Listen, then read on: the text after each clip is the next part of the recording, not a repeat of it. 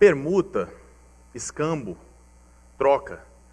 Esses eram os métodos usados na origem, das transações comerciais.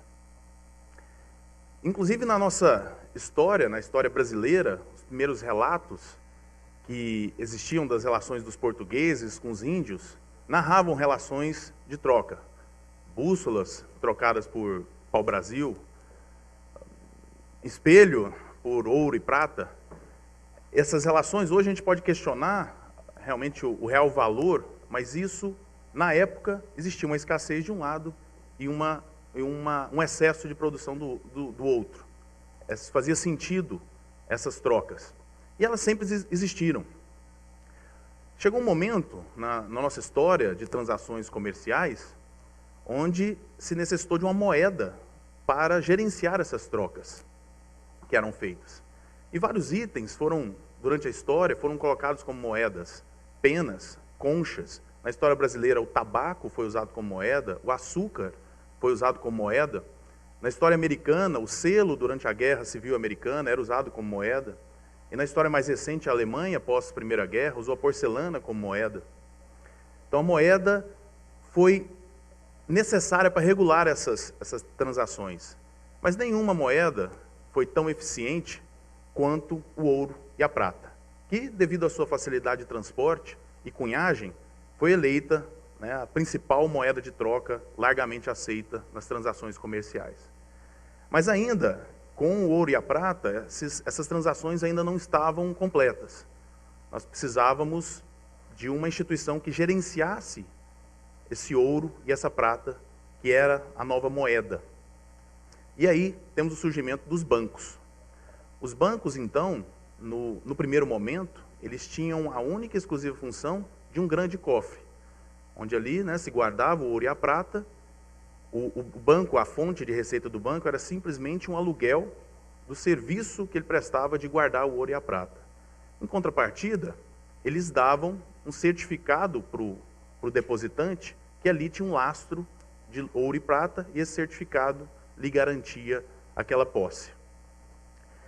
O que aconteceu com esse movimento é que esse certificado passou a ser comercializado nas cidades, passou a ser usado, devido à sua facilidade de transporte, era um papel, como moeda, e que evoluiu ao longo do tempo, e que se tornou o que a gente conhece hoje como o papel moeda, as cédulas.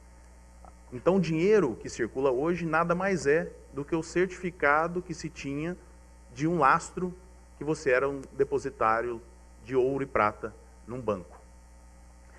Esse mecanismo foi tão eficiente nas transações comerciais que empoderou os bancos de uma tal maneira que os bancos, não só agora, mas nos últimos tempos, exercem um poder avassalador no meio produtivo. Hoje, em qualquer país, não só no Brasil, a gente nota um setor produtivo de joelhos para o setor financeiro. Quem manda no mundo são os bancos. Independente de poderes políticos, não interessa muito quem está ocupando a Casa Branca, se é um democrata, se é um republicano, ou se a presidência do Brasil está com o PT ou com o PSDB. Da forma que está estruturada toda a economia, todo o sistema financeiro mundial, os bancos mandam em todos o sistema produtivo. Algumas iniciativas, com algumas startups, principalmente americanas, começam a colocar algumas luzes no fim do túnel na desconstrução desse sistema que se empoderou tanto como sistema financeiro.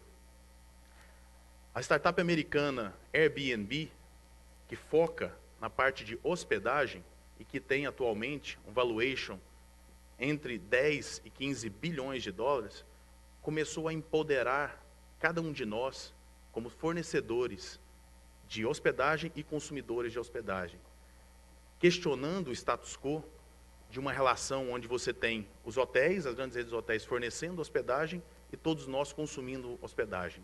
No novo modelo do Airbnb, ele coloca cada um de nós oferecendo uma cama, um quarto, uma casa inteira, se você não estiver, se você estiver viajando, numa plataforma colaborativa, onde você é um fornecedor e, ao mesmo tempo, é um consumidor. Você pode, sim, ir para outra cidade e também usar do mesmo serviço. Isso começa a colocar em xeque a centralização da oferta. Existe outro case também, muito interessante, agora na área de aluguel de carros, comum na Europa e começando a ganhar atração nos Estados Unidos, que é a parte de car sharing, ou compartilhamento de carros, que da mesma forma coloca cada um de nós como fornecedor de carro e consumidor de carro. Então, um morador de Denver, nos Estados Unidos, pode se dirigir ao aeroporto, estacionar o seu carro no aeroporto e pegar o seu voo para São Francisco. Enquanto isso, um novo passageiro vindo de Nova York usa o carro do morador de Denver enquanto ele está fora e que, por sua vez, está em São Francisco usando o carro de outra pessoa que está viajando. Veja como essa situação difunde, descentraliza e deixa um consumo muito mais responsável, um consumo muito mais inteligente e racional dos recursos que temos.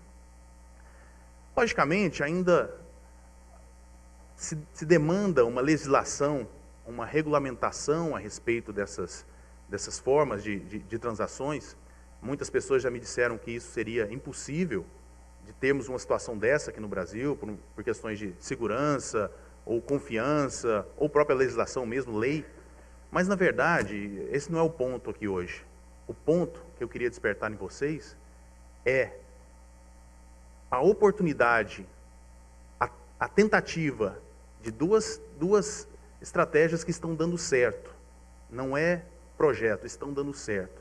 De descentralizar o fornecimento dos produtos e serviços. E isso muda tudo. Isso muda tudo porque empodera cada um de nós e descentraliza o fornecimento de bens e serviços. É bem verdade que as transações feitas nesses dois exemplos que eu citei, do Airbnb e do car sharing, eles ainda são feitos em dinheiro. Por quê? Porque ainda são apenas segmentos isolados, um de hospedagem, outro de aluguel de carro. A nossa proposta é criar uma plataforma colaborativa ampla, multissetorial, onde todos os segmentos possam oferecer os seus produtos e serviços e consumirem produtos e serviços de outras empresas. Na nossa plataforma, o que acontece é que cada um adquire o que precisa usando o que tem, sem depender de um poder centralizado de um banco, sem depender de empréstimo. A plataforma financia todo mundo e todo mundo paga com seu produto e serviço. É inadmissível ver no Jornal da Globo, há 2 dias atrás, dados da Confederação Nacional do Comércio, dizendo que 63,2% da população brasileira está endividada. E 40% desse público não tem interesse, e não tem, na verdade não é interesse, não tem condição de quitar a dívida em 2015.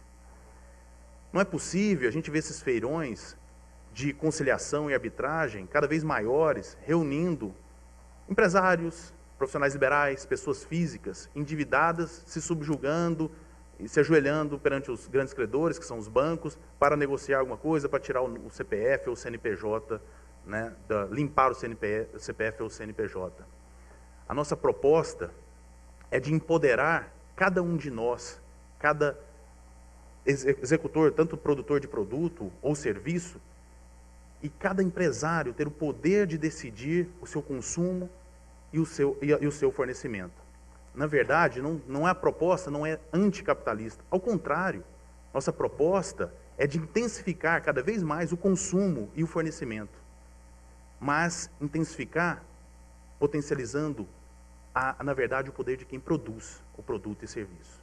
Queremos potencializar o empresário, o empreendedor, o autônomo, o prestador de serviço. Esse sim, que presta o serviço, precisa de empoderamento e estar numa rede compartilhada para poder adequar o seu consumo com as suas demandas. E não os bancos, na verdade, que não produzem nada e mandam no sistema comercial. Essa é a nossa proposta. Essa é o que a gente acredita que é o futuro colaborativo. Eu acredito nisso. Muito obrigado a todos.